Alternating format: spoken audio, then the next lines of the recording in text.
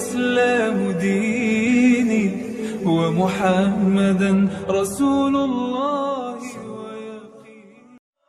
بسم الله الرحمن الرحيم. Udah naik. Ya nggak apa-apa bang, di atas juga Terima nggak kasih apa-apa. Atau memang semuanya. kita turun dulu biar teman-temannya Ken naik baru kita dinaikin ya. Soalnya kalau kita di sini nggak naik-naik temannya Ken. Enggak juga, mungkin mereka udah di room yang lain. Iya, biar teman-teman Kristen naik ke atas gitu kan. Jadi kami turun dulu. Nanti ketika mereka udah di atas baru kami naikin kayak gitu. Bilang aja kamu mau off ini nih. Ini ada Mbak Nora nih. Mbak Nora. Pak Nora, monitor. Iya Uni. Lagi senggang aja nih saya ini buka-buka TikTok. Sebenarnya lagi sibuk kalau itu mah. Makasih Mbak Nora udah udah didudukin roomnya. Udah di apa kok udah dipel kok tadi sama Uniripa. Makasih ya Ken. Uniripa baik sama aku loh. Ditemenin dari tadi nih.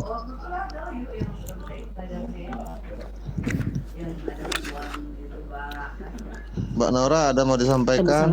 Salam sama teman yang di bawah, satu follow, satu follow gitu, nggak apa-apa. Lagi sibuk.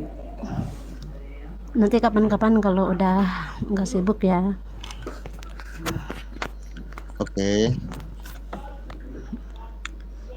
Oke Bang Kimpin. Iya.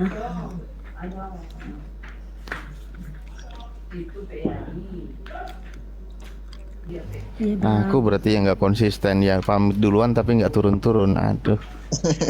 turunin Biasa aja aja, bang, nggak Pak. apa-apa bang. Udah kenal. Iya. Karena Pak Alif ini makanya mau naik Mbak Nora. Selama lagi sibuk. Ada Pak Ustadz. Lagi ada kelas. Oh Mbak Nora ngajar ya. Mbak Nora guru guys, keren. Fitri, thank you. Kok turun lagi? Saya kalau Iya, sama lagi- Ferguson cukup lagi lah, ngajar. nggak mau lagi, males aku. Jangan.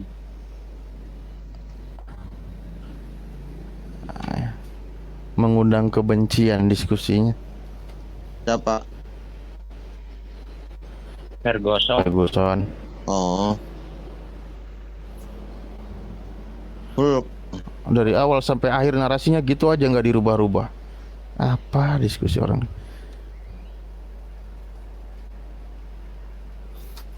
Tapi ya udahlah, nggak usah diomongin terus. Halo. Hulk. Halo Warahmatullahi Disney. wabarakatuh. Waalaikumsalam warahmatullahi. Selamat sore, Bang Ken. Sore juga Bang Okay. Nes. All people, I am Hope. You know, I am Hope.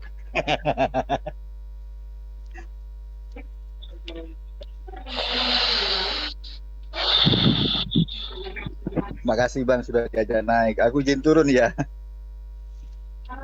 Ya Hulk. Oke, lanjut. Hulk itu artinya ciptaan loh. Bahasa apa tuh Ustaz? Ya, Bang, terima kasih semuanya. Aku naik Ken. Oke.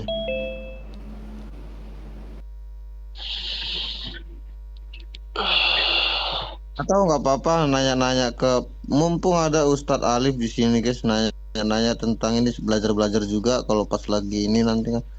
Saya juga sambil nyimak mengetahui ayat-ayat Al-Qur'an. Lo aja kan yang nanya kalau gitu. Gue nggak tahu apa yang mau gue tanya.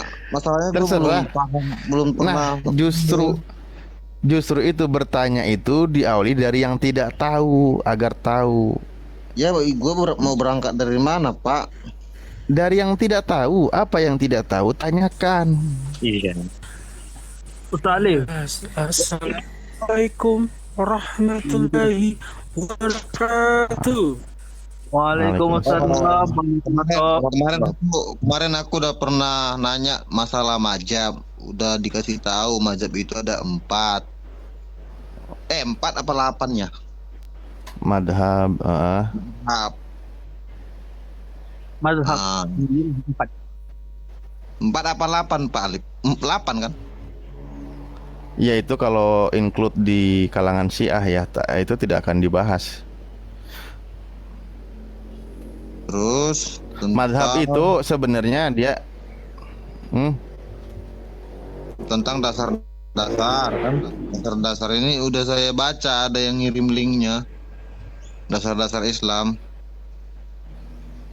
Itu udah saya baca-baca sih. gini Ken, masalah madhab itu gini sebenarnya. Makanya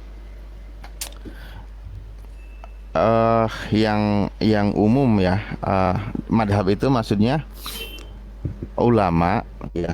Pertama dulu seorang ulama yang memang belajar, misal salah satu contoh imam, bahwa dia itu hafal dengan hadis ya, baik yang sahih dan tidak sahih gitu, yang doib, dan dia tentu dalam hal dalil menggunakan hadis yang sahih. Nah, bagaimana dia merumuskan tentang perkara praktek ibadah, tentang sholat, tentang puasa, tentang syariat Islam lah ya, tentang haji semua. Nah, dia merumuskan itu berdasarkan dalil-dalil yang dia dapat, dan dalil-dalil itu sahih terhubung kepada Nabi, bahwa oh dulu Nabi kami waktu sholat begini begini. Nah, itu kan namanya Nabi kami sedang melaksanakan sholat dengan caranya. Cara itu adalah manhaj, cara sholat itu seperti itu. Nah, ulama ini berdasarkan keterangan hadis yang didapat dari cara sholat itu, maka dia menyimpulkan cara sholat Nabi itu begini berdasarkan dalilnya ini. Itu yang dirumuskan, disimpulkan oleh ulama madhab Imam Syafi'i. Makanya imam itulah yang mengambil dari cara yang Nabi kami kerjakan dalilnya gitu. Nah, nanti itu cara sholat, itu semua madhab itu kaitannya dengan fikih sebenarnya. Artinya praktek-praktek tentang ibadah gitu. Nah, misal salah satu ketika ini sebenarnya hal-hal yang remeh-temeh gitu, yang ringan. Jadi mengumpulkan dalil, misal cara sholat, saya kasih contoh, mungkin kan buatkan kan hal yang asing, misal kunut gitu kan. Karena Nabi melakukan kunut, tapi di sisi lain Kunut ada itu yang ya, kunut. oh kunut, iya juga ya, kunut juga belum tahu. Aduh, nanti itu maksudnya salah satu doa dalam sholat gitu aja lah, sholat subuh terutama di pagi hari gitu. Nah, kasih contohnya yang ringan aja apa ya, yang lebih umum bisa dilihat apa ya. Nah, udahlah gak gitu aja. Nah, ada juga ulama yang membaca hadis sama pakai ribuan hadis. Dia mengambil hadis bahwa tidak ada kunut gitu kan, karena selama sahabat melihat, misal Nabi itu tidak melakukan kunut, bahwa kunut itu tidak ada. Tapi ini nanti memang jadi pertanyaan panjang, kunut itu apa, nanti repot juga. Yang simple aja lah nanti apa ya, yang umum aja lah, yang boleh dijelaskan tentang apa? Aurat. Itu mungkin lagi mudah, macam di mazhab Hanbal macam mana. Jadi mungkin Bang Ken lagi paham.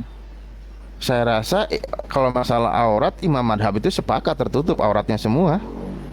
Yang beda itu, yang jadi perkara beda itu terkait masalah model madhab Syafi'i mengatakan bahwa seluruh tubuhnya wajib tertutup kecuali mata dan kedua telapak tangan, seperti waktu sholat wanita gitu. Imam lain mengatakan wajah tidak termasuk aurat gitu loh.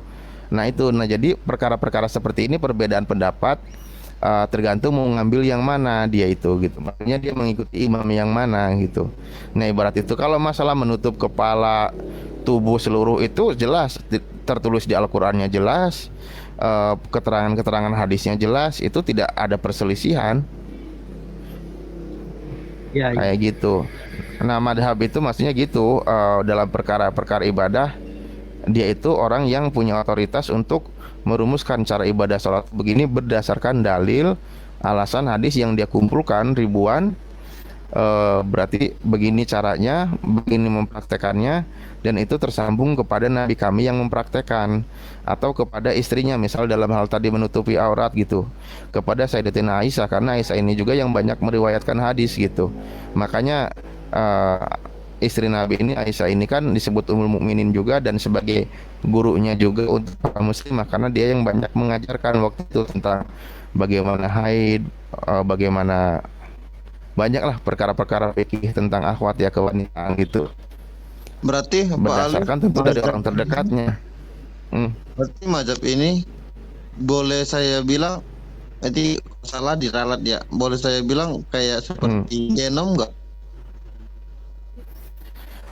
Saya tidak bisa seutuhnya menyimpulkan sama ya, karena perkara denom pun kadang-kadang saya nanya di Kristen itu belum mendapat jawaban yang tepat dan pasti seperti apa. Karena gini, masalah madhab ini sekarang kaitannya dengan tentang praktek ibadah fikih amaliyah gitu. Artinya cara ibadah, cara sholat, bukan lagi tentang masalah bahwa Tuhan itu seperti apa, dan bukan gitu.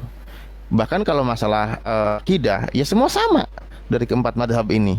Nah, masalah akidah itu nanti ada kaitannya, misal ulama siapa yang jadi panutan gitu. Nah, itu seperti itu.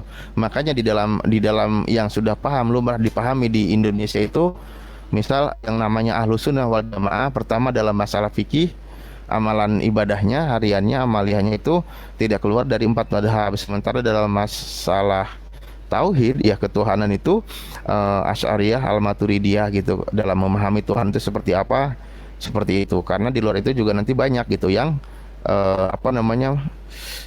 ya saya tidak bisa nyebut lah gitu. Itulah dalam benteng akidah di kami gitu.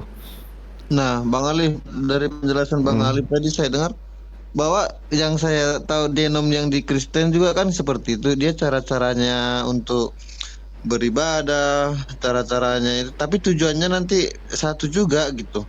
Jadi saya pun tadi mendengar bahwa itu semuanya yang Bang Ali sampaikan tadi, ada yang beda cara berdiskusi, cara beribadahnya. Makanya saya bilang tadi hampir sama seperti denom gitu. Denom sekarang gini Bang, kalau mau katakanlah saya ikutin bahwa hampir sama atau ada kesamaan.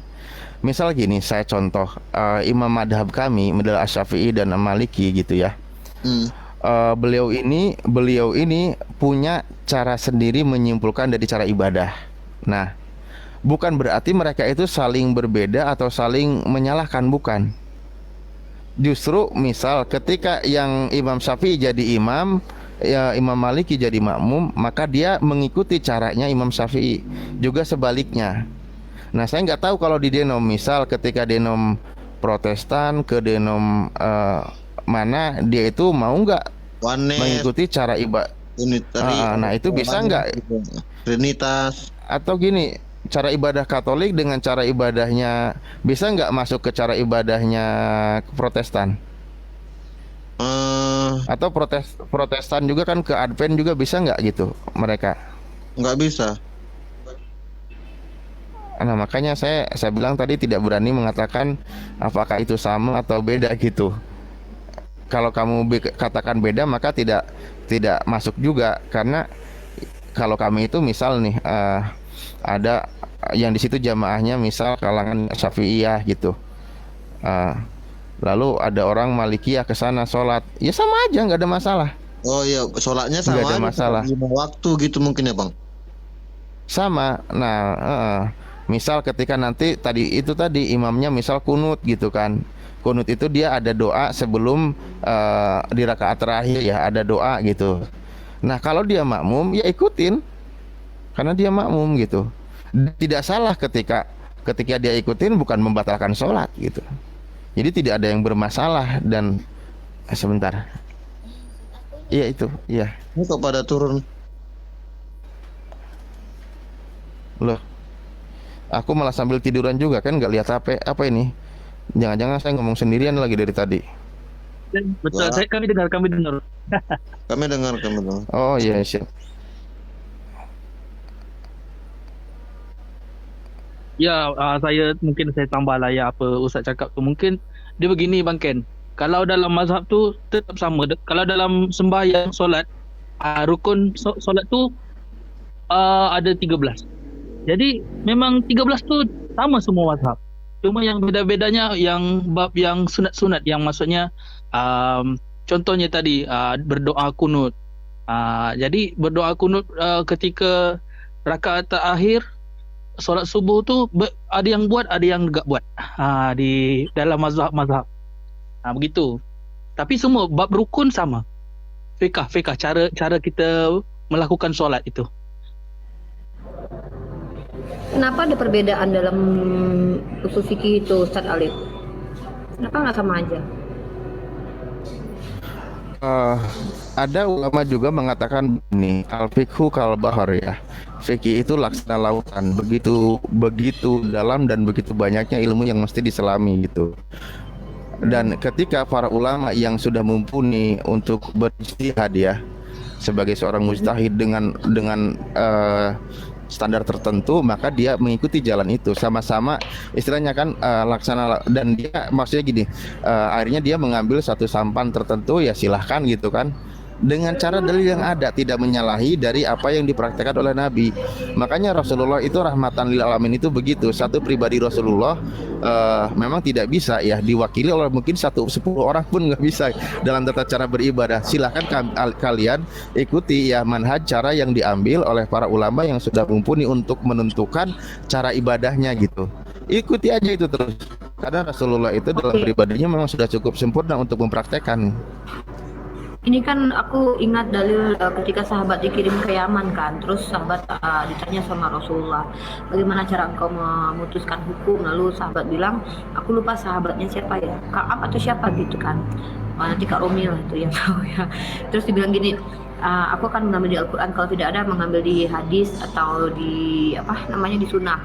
Kemudian kalau tidak ada maka mereka berijtihad. Nah, ijtihad ini kalau kita lihat di zaman sekarang ini kan banyak sesuatu yang hal yang tidak ada pada zaman Rasulullah, kayak handphone ini berbicara di TikTok begini, apakah bolehkah kita ini membuka cam seperti ini kayak aku gitu kan, atau bolehkah perempuan berbicara karena itu suara ada yang bilang bahwa suara juga adalah aurat dan segala macam gitu kan.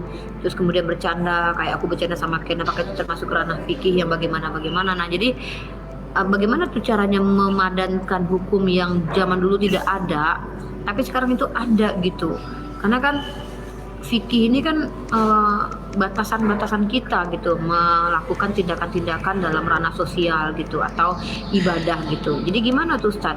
Kayak gini lah contohnya kan, kayak kita tuh nggak ketemu tuh, tapi kita seolah kita bertatapan wajah tuh. Apalagi kalau si Ken ngeliat aku lama-lama kan jatuh cinta dia sama aku, kan bahaya itu. Jangan kau tengok-tengok aku Ken. Jangan lari-lari dulu nih orangnya. Sebenarnya nanti Ustaz Romi lanjut ya. Nanti Ustaz Romi lanjut. Cuman begini ya unik, kalau mau meremehkan orang dulu itu tidak bisa berkomunikasi jarak jauh juga kurang sip juga. Kalau kita pahami orang-orang dulu waliullah itu orang hebat itu mereka bisa berkomunikasi kok dengan cara jarak jauh. Makanya Allah itu satu ilmu diangkat, ada lagi ilmu berikutnya ya, sesuai dengan keadaan zaman, dan itu sangat lumrah gitu. Jadi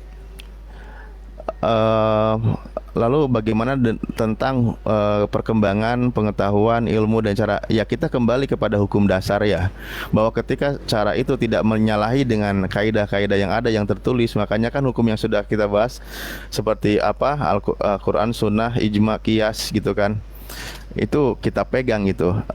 Tidak ada yang menyalahi ya, itu yang bisa kita pakai. Saya kulit aja dulu, silakan Ustaz Romi lanjutkan. Iya, Ustaz Romi. Afwan Ustaz. Iya tadi saya udah bilang. Iya betul, sebetulnya yang sudah dijelaskan sama Adinda Alif itu sudah tepat ya. Karena kalau kita merumuskan satu hukum dalam perkara Islam, itu kita memakai 4 metode. Yang pertama kita gunakan ayat Al-Quran, kita kumpulkan ayat-ayat Al-Quran yang berkolerasi dengan masalah tersebut. Yang kedua itu kita kumpulkan hadis-hadis ya, yang terconnecting dengan apa yang akan kita bahas. Yang ketiga itu adalah ijma'nya ulama. Yang keempat adalah qiyas. Ada 6 yang berseberangan, itu sadduz zara'i, syar'u man qablana, qaulu sahabi, istishab, istifham, urf. Nah, jadi ini metode yang kita gunakan untuk merumuskan atau menentukan satu perkara atau hukum dalam kaidah Islam, gitu loh. Jadi tadi menyambung saja ya apa yang dijelaskan oleh saudara saya Ustaz Alif ya, bahwasannya gitu mazhab itu adalah satu metodologi untuk gimana cara kita melihat atau mengikuti tuntunan dalam syariat, akidah dan muamalah, gitu loh. Contoh, kalau kita melakukan sholat yang kita lakukan ini di seluruh dunia itu diawali dengan takbir dan diakhiri dengan salam. Seluruh umat muslim itu di dunia itu melakukan hal yang demikian.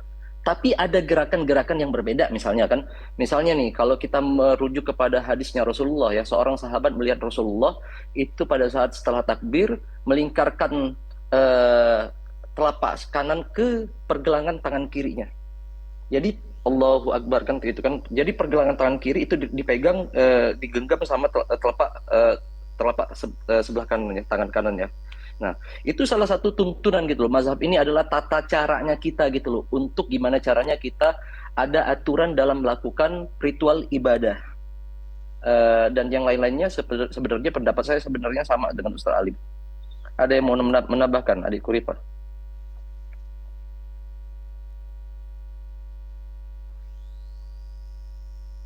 Kalau bisa yang tanya lagi langsungkan lagi kan, tadi kan yang nanya, mumpung ada narasumbernya. Sehingga yang tidak tahu selanjutnya. Pertanyaan selanjutnya.